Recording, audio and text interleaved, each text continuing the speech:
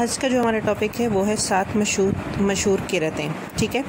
روایات میں آیا ہے کہ رسول کریم نے قرآن حکیم کے بعض الفاظ مختلف صحابہ کو مختلف تلفظ کے ساتھ پڑھائے. تلفظ کے اختلافات مصحف عثمانی کے مرتب ہونے کے بعد بھی باقی رہے اور ان کی اجازت دی گئی.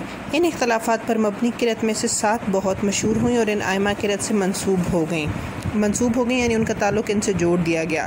نافع ابن کثیر، عاصم، ابو عمر ابن عامر، حمزہ، کسائی.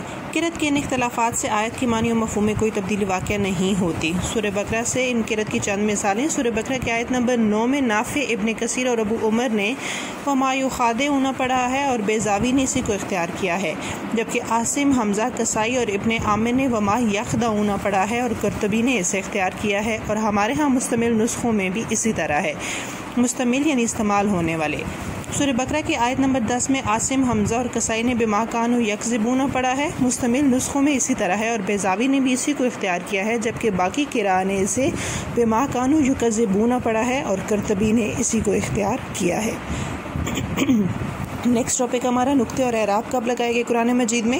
شروع میں عربوں میں یہ رواج نہیں تھا کہ لکھتے وقت حروف پر نقطے یا حرکات لگائیں، چنانچہ مصحف عثمانی نقطوں اور اعراب سے خالی تھا. اس کا رواج 50 ہجری کے بعد ہوا. ایک روایت یہ ہے کہ سب سے پہلے ابو الاسود دولی نے عبد الملک بن مروان کے حکم سے نقطے اور اعراب لگائے تھے. دولی حضرت علی کے شاگرد تھے. بعض کہتے ہیں کہ اس معاملے میں اولیت کا شرف امام حسن بصری اور یحییٰ بن یامر کو حاصل ہے. یحییٰ شاگرد تھے دولی کے. ایک قول یہ ہے کہ سب سے پہلے یہ کام نصر بن عاصم لیثی نے انجام دیا تھا جو یحییٰ کے شاگرد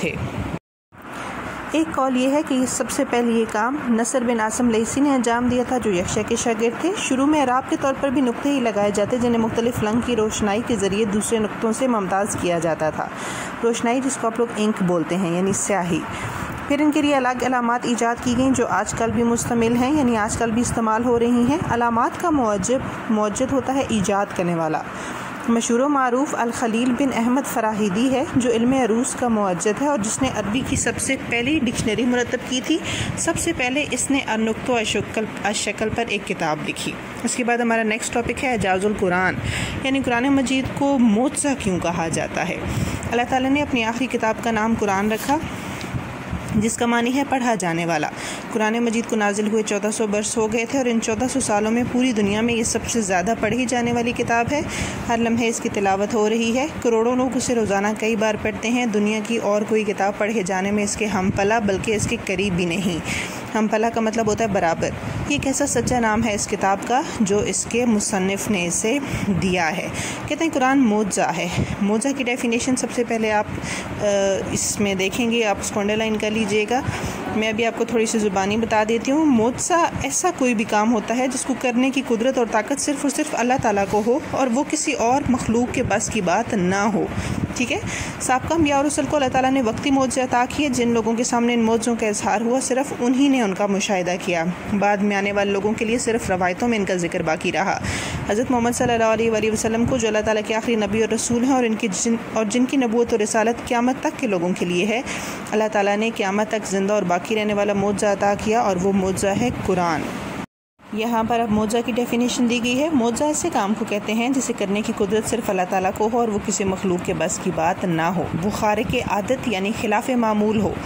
جسے عطا کیا گیا ہو وہ اسے اپنی نبوت رسالت کے ثبوت کے طور پر پیش کرے اور لوگوں کو چیلنج دے کہ اگر کسی میں قدرت ہے تو ایسا کر کے دکھائے، اور ساتھ ہی پورے یقین سے یہ کہے کہ کوئی بھی ایسا نہ کر سکے گا اور فی الواقع کوئی ایسا نہ کر سکے. قرآن کی میں دعویٰ کیا گیا ہے کہ یہ اللہ کا کلام ہے جسے اللہ نے اپنے نبی اور رسول حضرت محمد صلی اللہ علیہ وآلہ وسلم پر نازل کیا ہے. یہ خلاف معمول کلام ہے. دنیا میں اس طرح کا کلام موجود نہیں.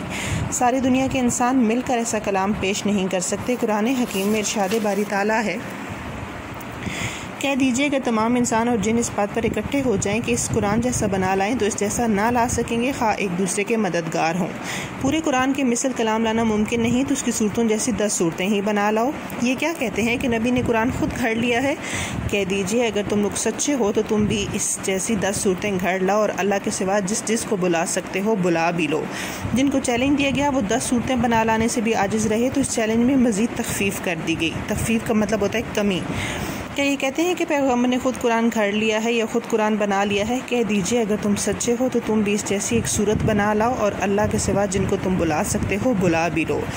قرآن حکیم کے اولین مخاطبین اعلیٰ درجے کے شعری اور ادبی ذوق کے مالک تھے۔ وہ سخن فہم بھی تھے اور سخن ور بھی۔ سخن فہم یعنی بات کو سمجھنے والا، اور سخن ور یعنی بات کرنے والا، بات کہنے والا۔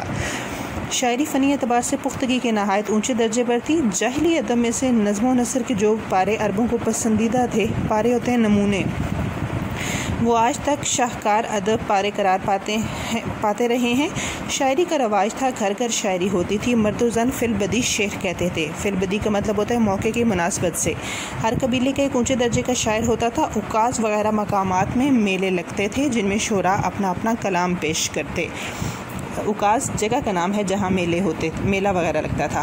پیش کردہ قصائد میں سے بہترین قصیدے کا انتخاب کیا جاتا۔ منتخب قصیدوں کو سونے کے پانی سے لکھوا کر خانہ کعبہ کی دیواروں پر آویزاں کیا گیا۔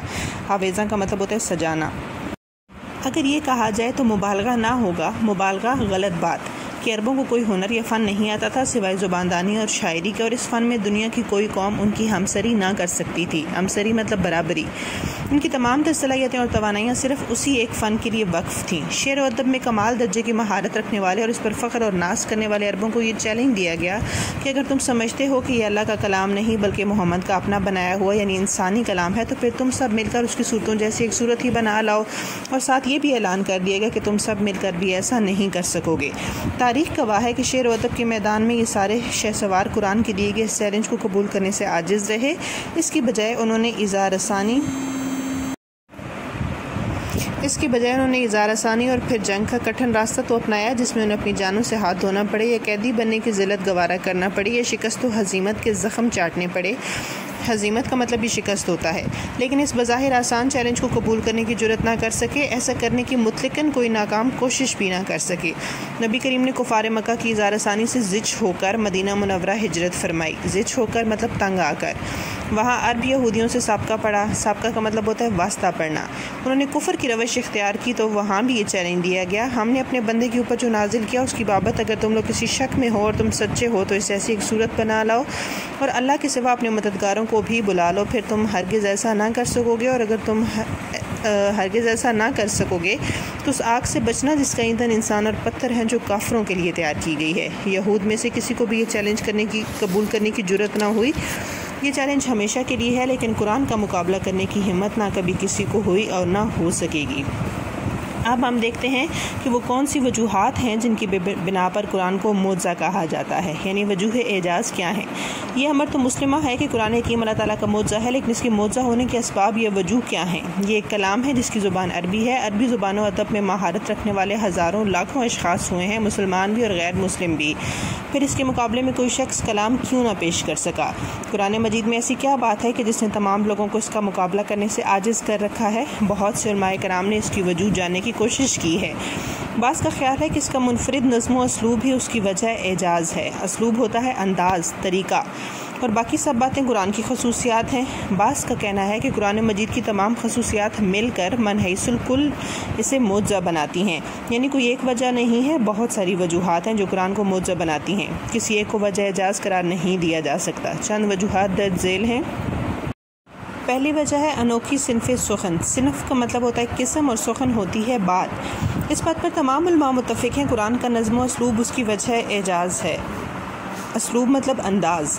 عربوں کے ہاں مروجہ اصناف سخن یا کلام کے لیے نظم و تالیف کی صورتوں میں سے کسی سے بھی قرآن کا تعلق نہیں ہے۔ تالیف کا مطلب ہوتا ہے دو چیزوں کو باہم ملانا۔ شاعری میں قصیدہ اور رجز کی اصناف تھی۔ قصیدہ آپ کو پتہ ہے کسی کی تعریف میں کہا جاتا ہے، کسی کی تعریف میں جو اشعار لکھے جاتے ہیں وہ ہیں، اور رجز جنگ میں پڑھے جانے والے اشعار ہوتے ہیں۔ اور نثر میں سادہ اور مسجع کلام کے اسلوب تھے۔ مسجع جی وہ عبارت جس میں قافیہ استعمال ہوتا ہے۔ قافیہ آپ لوگ اردو لغت میں پڑھ چکے ہوں گے، اردو گرامر میں پڑھ چکے ہوں گے، یعنی شعر کے آخر میں جو وہ ایک جیسے سیم ساؤنڈ والے الفاظ آتے ہیں وہ قافیہ کہلاتے ہیں۔ قرآن مجید پر ان میں سے کسی صنف کا اطلاق نہیں ہوتا۔ یہ شعر نہیں، اگرچہ اس میں شاعری کی جملہ بہریں موجود ہیں۔ جملہ بہریں موجود ہیں یعنی شعر کا وزن موجود ہے۔ یہ سادہ نثر خطابت، رسالت وغیرہ نہیں ہے۔ خطابت ہوتا ہے واعظ یا تقریر، نہ ہی یہ مسجع کلام ہے۔ تو پھر کلام قرآن مجید کی کون سی صنف ہے؟ ہم قرآن کریم میں الفاظ کے نظم اور ان کی ترتیب و تالیف کو کیا نام دیں؟ اس کا جواب صرف یہی بنتا ہے کہ اسے صرف قرآن کا ہی نام دیا جا سکتا ہے۔ قرآن عزیز کے اس نظم و تالیف پر عرب کے فصحا، شعراء اور ادبا دنگ رہ گئے تھے۔ فصحا ہوتے ہیں خوش بیان لوگ، شعراء شاعر کی جمع، دنگ مطلب حیران۔ وہ آپس کی بات چیت میں اپنی حیرت کا اظہار بھی کرتے تھے۔ مثلاً ولید بن مغیرہ جو قریش کا سب سے سن رسیدہ شخص اور مکے کے رؤساء میں سے تھا، سن رسیدہ ہوتا ہے بزرگ، بوڑھا، سب سے زیادہ عمر والا، نبی کریم اور قرآن مجید کے بارے میں اپنی قوم کے ساتھ بات چیت کرتے ہوئے کہتا ہے وہ کاہن نہیں ہے، کاہن یعنی جادوگر، ہم نے کاہنوں کو دیکھا ہے، وہ کاہنوں کا گنگنانا یا قافیہ پیمائی نہیں ہے۔ قافیہ پیمائی یعنی اشعار کی تعداد بڑھانے کے لیے قافیے ڈھونڈ ڈھونڈ کر نظم کہنا، اشعار کی تعداد بڑھانے کے لیے قافیے ڈھونڈ ڈھونڈ کر نظم کہنا۔ وہ شاعر بھی نہیں ہے، ہم شعر کی تمام اقسام کو جانتے ہیں۔